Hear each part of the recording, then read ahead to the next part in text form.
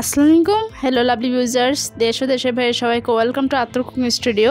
কেমন আছেন সবাই? হোপফুলি সবাই ভালো আছেন, আমরাও ভালো আছি। আর এখন যেই গরম চলছে, এই গরমের জন্য একটা রিফ্রেশিং ড্রিঙ্ক নিয়েছি। মাত্র 2 টাকা খরচ করে এখন 1000 টাকার এই ড্রিঙ্কসটা বানিয়ে ফেলতে পারেন। এর জন্য মেন ইনগ্রিডিয়েন্টসটাই হচ্ছে পালস চকলেট। আমি এই জায়গায় পালস চকলেট নিয়ে নিয়েছি 6টার মতো। সো আপনারা চাইলে এর থেকে বেশি তৈরি নিতে পারেন। আমি জাস্ট 1 কাপের জন্য 6টা পালস চকলেট ইউজ করেছি। আর অবশ্যই পালস চকলেটটা আমি যেই ফ্লেভার নিয়েছি আপনারা ঠিক সেই ফ্লেভার নেওয়ার ট্রাই করবেন। আর এটা কিন্তু খুবই রিফ্রেশে একটা ড্রিঙ্ক এবং মজিটো খেতে খুবই দুর্দান্ত হয়ে থাকে। সো আর এখনের জন্য খুবই পারফেক্ট একটা রেসিপি। আর যে এখন গরম চলছে, রোদের তাপমাত্রা একদম কি বলবো আকাশ ছোঁয়া তাপমাত্রা। সো আমি এখন খুব ভালোভাবে ব্লেন্ডারে ব্লেন্ড করে নিচ্ছি চকলেটগুলা, যাতে করে এটা একদম পাউডার হয়ে যায়। আর পাউডার হওয়ার পর এটার কালারটা দেখতে পারবেন কত পারফেক্ট হয়েছে। আর এই পালস চকলেটের মজিটোটা টিপস অ্যান্ড ট্রিক সব কিছু এই ভিডিওতে দেওয়া আছে, শুরু থেকে শেষ পর্যন্ত দেখে আপনারাও ট্রাই করে ফেলতে পারেন। ইনশাল্লাহ আমার রেসিপি ট্রাই করে যদি রেসিপিটা ট্রাই করেন, ইনশাল্লাহ দেখবেন নিরাশ হবেন না। ভয়েস বা ব্যাকগ্রাউন্ডে কোনো ধরনের যদি নয়েজ আসে তাহলে ক্ষমার দৃষ্টিতে দেখবেন। ইনশাল্লাহ আমি আস্তে আস্তে ট্রাই করব যাতে এগুলো সব কিছু কাটিয়ে উঠতে পারি। সো আমি এখন ডেকোরেটের জন্য ক্লাসটা কিছু ইনগ্রিডিয়েন্টস দিয়ে দিচ্ছি। আমি এই জায়গায় চিনি ইউজ করেছি 2 টেবিল চামচ।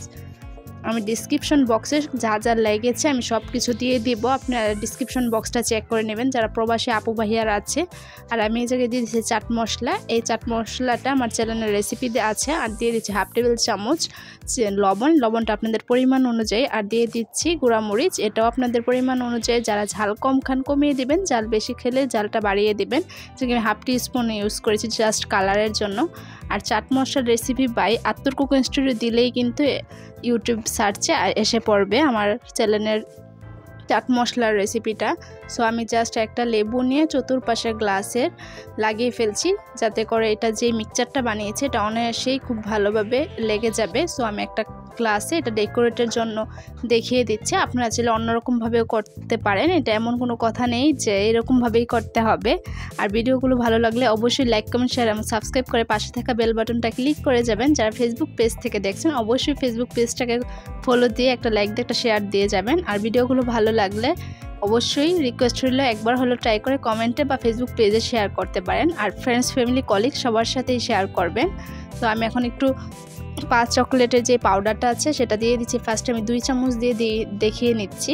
আর দিয়ে জাস্ট একটু আমি লেবুর রস দিয়ে দিচ্ছি প্রায় 1 চামচের মতো। আর এখন আমি এই জায়গায় পান আপ দিয়েছি। আপনারা চাইলে যে কোনো ধরনের স্প্রাইট বা 7 আপ দিয়েও তৈরি করে নিতে পারেন। আর দেখতেই পাচ্ছেন আমি আস্তে আস্তে দিচ্ছি।